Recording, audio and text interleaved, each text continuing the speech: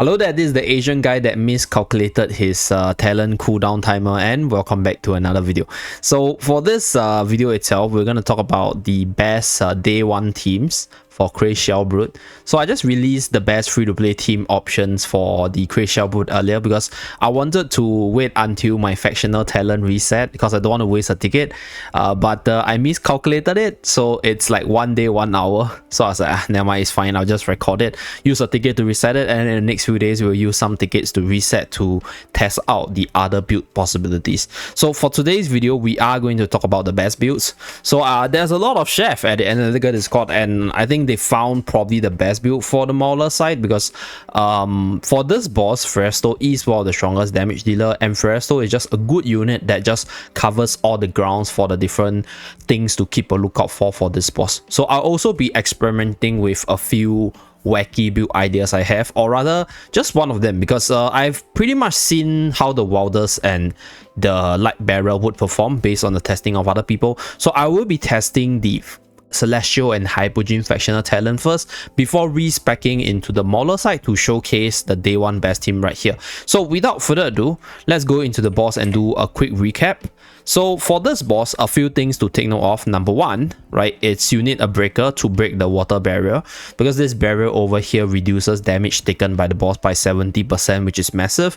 So for you to break the barrier that generates itself every 10 seconds, you need at least 1 unit with the skill to do damage that exceeds 300%, right? So units like Bryon, which has this immediate 300% at the start of battle, right? Units like Lily May that does 400% to the boss whenever she casts the ultimate, or units like Kruger, which use Devastating Axe and deal a whole bunch of damage to the boss, are good shield breakers. So you need some sort of shield breaker for the team, and you also need some melee units to sort of reduce the impact of Grand Suction, because Grand Suction over here, if there's no like adjacent units, the boss will actually suck all the units together and then reposition your characters a little bit, which will actually affect the other stuff such as your Clam Glub as well as your Shell Stampede. So this one is quite easy. The first skill as the ultimate as well as this skill, you just need a little bit of sustain to heal yourself up. I think it's fine in general, you can still take the damage, but specifically for the Clam Glub, this skill over here can glub up to 2 units. So the best unit for this glub for free-to-play players will be using a low tier Feresto, just sending Feresto in to be glubbed by the boss, because Feresto got 2 bodies and both bodies can be glubbed by the boss. And then you have another melee unit that constantly stands on the front line to prevent the boss from using the Grand Suction, or you just have a whole bunch of supports. I think 2 healers, Mikola, Smokey for the Mauler build to actually heal yourself up and then keep the sustain going with regards to the survival issue side. So this is the few, I'll say, like notes to take note for this boss itself. And let's first start with the crazy team idea that I want to try. So I'm not going to optimize my equipments because we are very close to level 800. So for those of you guys who are not sure, right, level 800 is actually the max level for the equipments. So I will be waiting until we reach level 800 before tossing the last bit of my season forging stone to upgrade all my equipments to 800, which is probably tomorrow, looking at the pacing right now. So we should be able to have a full power testing tomorrow with level 800 equipments as well as units, as well as some of the factional talents maxed out to do different testing. Okay, so that's for the future testing in the next few days. And for this video, I will actually try the Celestial Hypogean build. On screen right now, these are the different builds by the Analytica side, and credits to Dragon for coordinating. I see Dragon from the start of the game set reset until now, trying to coordinate the different builds, experimenting with the best positionings as well as the units itself, as well as all the other players who are actively contributing to the team testing side. So you need a lot of data and a lot of different comparison in order to decide the best build. So right now on screen, these are the best build. I'll also link up Analytica's Discord as well as the link to this page so that you guys can visit it yourself to see the different ideas and teams that were also tested out by them. Okay, so without further ado, I will start with the Celestial Hypogean team build I want to test. So the best carry as well as a glupper for this boss is Feresto. So Feresto has 2 bodies, This unit also has 2 bodies to actually cast Futile Echo, which deals more than 300% damage, which is also considered a shield breaking skill. And obviously Fresto does buff up your ally, but in this case, because we are actually using Fresto as the damage dealer, which is the Prime Carrier, because Prime Carrier over here deals more damage to the boss. So Fresto, being one of the hardest hitting unit, is able to actually deal a lot of damage to the boss, and 40% more is a whole lot of damage. So we want to put Fresto on an energy tile. So in this case, Fresto doesn't buff up the ally that much because we're using him as a carry, and the damage numbers of Fresto comes from obviously all the different skills that this unit has to offer, together with Vicious Sting right here, and also the 2 bodies that this boss, this unit can support for the team. So this is the Fresto carry, and then since we are going with the Celestial Hypogean, we'll use Reina for the debuff on the boss, and we will need another Celestial Hypogean character to fill the void. So based on the testing, Mauler side is able to do upwards to 40+ billion. So for this case, I'm actually thinking between Scalita as well as Talin, and I think Talin in general is actually probably, I'll say, like the better unit amongst the 2. So I'll be trying this build. So I'll be sending Talin in with Reina, so Talin has the ring and can heal up, and we're gonna use Smokey for the heal and buff, and probably Mikola, I guess. Maybe Mikola on the left hand side, because I think one thing about this build is whether or not the unit's glup will be in the correct order, because the boss actually glups up the frontmost unit. So in this case, the unit that I might want to be glupped up could be Mikola. So like, this is the build that I want to test. So what will happen is we'll send Talin in. Talin will be in front. So I actually don't mind Talin being glubbed first, because I want Fresto to do the damage first, and then we'll be using Resonating Spell to buff up Fresto. But in this case, I don't know whether or not Mikola will actually be glubbed first, because she will be running in front. But in the name of science, let's just try this build out. This is level 30 Celestial Hypogean Talent with Fresto as the carry, and then Mikola and Smokey for the buffs and heals, Talin as well as Reina for the debuff, additional damage, as well as the Factional Talent. So without further ado, let's start this run. Let's go. Okay. So Mikola will run out in front. Let's see who get glubbed first. Okay, so Mikola get glubbed first, unfortunately. So we won't be getting her, I'll say, like her Courage Fear, but I think it's fine, because Mikola will come out and she will cast the Courage Fear. So now Talin being glubbed is actually a good thing. But the only thing is that we are losing a lot of buffs from the Mikola side of things, which is really, really unfortunate. But you guys can see our damage amping up, because Fresto is one of, if not the strongest damage dealer for this boss. I think Fresto is probably the strongest based on all the different testing done by different players. Okay, so Mikola died immediately, unfortunately, I guess. Yeah, Mikola died immediately. I think Mikola got instantly defeated there. So that is one thing to take note of with regards to positioning.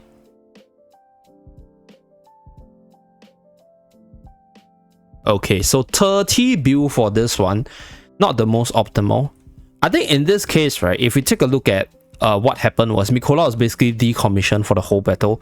So I think if, let's say, if it's not, I think the issue with this build is that because we are actually sending Mikola onto the front first, the unit that enters the boss range of the club will be glubbed up. And in this case, instead of Fresto being glubbed up, we have our dear Mikola being glubbed up. And I think from this experiment, I feel that the Celestial Hypogean side is probably not the best, because we can't actually use Scalita. Even though Scalita does good damage, but Scalita will be out of the field for quite a bit, and then all the frontmost unit will be glubbed up, losing a lot of DPS at the start. And taking a look at this battle over here, we have very little ways to actually remove the shield of the boss. As you guys can see, the boss is constantly having this shield on top of him, which reduces quite a bit of damage from our team, which is really, really unfortunate. So we do have a really, really powerful Celestial Hypogean buff. And over here, Mikola just died. Let me see how Mikola died there. So pretty unfortunate there. I think even if we were to switch to a range buffer for the team, it would still not be enough to actually make up for the lack of a shield breaker.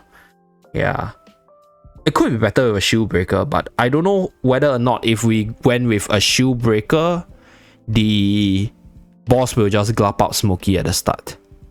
If that's the case, we can actually run... Okay, I do have an idea. we're going to try one more time this Celestial Hypogean build before showcasing the Mauler side. So the benchmark for the Mauler side is actually the Maulers can do upwards to 40 build right here. So I'm at 30 build, pretty far, 40 build over here. So that's that. But we lost a lot of buffs from Mikola, unfortunately. And we don't have a decent shield breaker. So what I'm going to do is I'm going to position one Fresto at the back and the other Fresto in the front.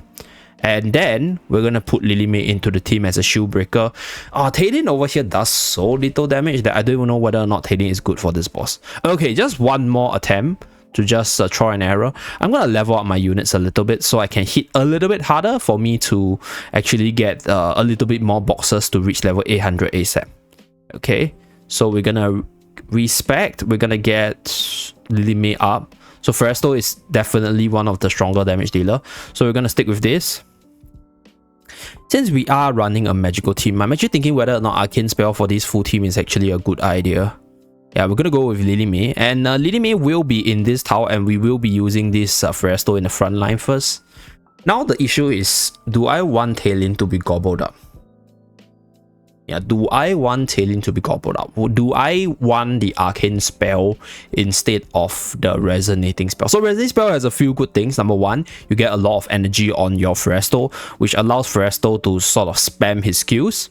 And this allows you to sort of proc the barrier break with Fresto's ultimate. But at the same time, because we are a full team of magical damage dealers, I might want to try Arcane Spell for this one. Would it be better without haste? Because this full team is, I mean, this team is a full magic damage team. Okay, let's just try the safe bet, which is Resonating. Okay, tell you what, let's just try Arcane Spell. You know, in the name of science, we want to see the results and see whether or not there's any room for this Celestial Hypogean build to work. So let's start the battle. Okay, so we are sending Fresto in first. So I'm looking at the Illusion Fresto being glubbed up or Talon being glubbed up. I think Talon being glubbed up is actually the best target because I feel that Talon against this boss just doesn't hit as hard. So it's perfectly fine if Talon is being glubbed up because we don't lose that much damage. Whereas Fresto is actually one of the key damage dealer for the boss. So right here, we break the shield of the boss. Right, so the shield exploded right here. Okay, let's continue the fight. It's 2 times this battle over here. So the boss is about to glub really soon. Please glub up Talon. It is funny. Like, this is one of the very first time I want Talon to be glubbed up. Okay, nice. So Fresto should be coming out somewhere near the 40-second mark. Right, Fresto, are you coming out? I mean, the Illusion Fresto. Okay, Illusion Fresto is out around 40 seconds, but he got glubbed back again. So you can see that the boss is constantly glubbing onto 2 bodies. So that's why we kind of need, I'll say, at least like 2 frontliners to take the glub from the boss. Yeah, take 1 for the team. Okay, so Talon is released. Okay, still has the Rainer debuff. Okay, got glubbed up. Pretty unfortunate there. Okay, so I think Celestial Hypogean Fractional Talon might not be the best because the benchmark is about 40 build for the Mauler side of things. Pretty unfortunate. So I guess that's my testing for the Celestial Hypogean side. Next, let me do some respecking for the Mauler side and then showcase the Mauler team for you guys. Okay, so give me a moment. Okay, so right here, this is me after the respec. So this is the Fractional Talon tree you want to max out against this boss. So there will be some players who are able to push to 6-4. So you want to add all the way to all the offensive nodes to give you more attack percentages as well as additional damage over here if you can reach this stage, which is stage 4. But for most people who are at stage 3, this is how it looks like. So you go after all the attack percentages node for more DPS, and obviously this skill upgrade to give you additional damage of the Mauler Fractional Talon of the units that you're sending in front with. So that's for the Talon tree side. Okay, so with regards to the units, let me just respec the team a little bit. Yeah, Lilimay is still the carry. Okay, so this is the positioning. Let me just rearrange the units. So credits to everybody at Analytica for the testing. So now we're gonna do this. We're gonna do this one, and then we do Mikola to the left. I think Mikola to the left, Kruger to the front. So this way, Kruger will be the shield breaker. right? So we are using Kruger, and okay, so let me explain how this team works first. At the start of battle, the 2 Pharesto will be sent in front. Together with Kruger, these 3 will be your frontliner units that will probably take the bait. So with regards to Mikola, I think there is an RNG factor where she might be glubbed by the boss. So all you need is basically to get Mikola's buff as well as Smokey's buff going for the team to do more damage, and then the rest of the damage output comes from Lilime as well as Pharesto. So Kruger over here is that frontline body as well as the debuffer, as well as obviously the massive damage to break the shield. But in this case, the physical defense debuff from Kruger is not so important. He's used more as the meat for the boss to eat as well as the shield breaker. Okay, so without further ado, let's test out the damage numbers for this run. So the Mauler Factional Talent sends 2 of the Pharesto in immediately, and then Kruger get glubbed immediately over here. So that's the best result because Kruger is used as a shield breaker, but we still have other shield breakers, and Kruger as a unit, I'll say, deals the less damage in the team, or deals the least damage in the team. So he is probably the most optimal target. So unfortunately here, Mikola got glubbed up, but I think it's fine because we still have the arena ongoing, and then Pharesto to do a lot of damage on the front line, because like we mentioned earlier, Pharesto is actually one of, if not the strongest damage dealer. So at least this is on day 1. So in the next few days of testing, we'll see whether or not there are other units that could match up to Pharesto's damage output. So you guys can see my damage just climbing, and we still have about 20 plus seconds into the match. So we should be able to hit the 40 build mark, which is like the benchmark for this boss, or for this team against this boss. Okay, so 2 of the units, Mikola as well as Kruger, is still being glubbed. Pretty unfortunate. But 40 build, 41 build, 41.5 build. So this is the benchmark based on my account level right now. Okay, damage distribution right here, as you guys can see. So we are using both Lilime as well as Pharesto as the damage dealer. So I think you can obviously try to use OD, but I guess the reason why Lilime was featured is because Lilime has the additional effect to shield break more consistently compared to OD, even though OD offers the factional boost in terms of the percentages. But yeah, this is currently the best team on the very first day of testing. So in the next few days, I think I'll probably try to experiment with, I'll say, like different builds, and if there's any major breakthrough with regards to other builds, I'll probably report it on the channel as well. So stay tuned for more Crazed Shellbrute guide in the next few days. Thank you very much for tuning in. Do remember to like and subscribe to see more. See you guys again in my next video. Bye guys.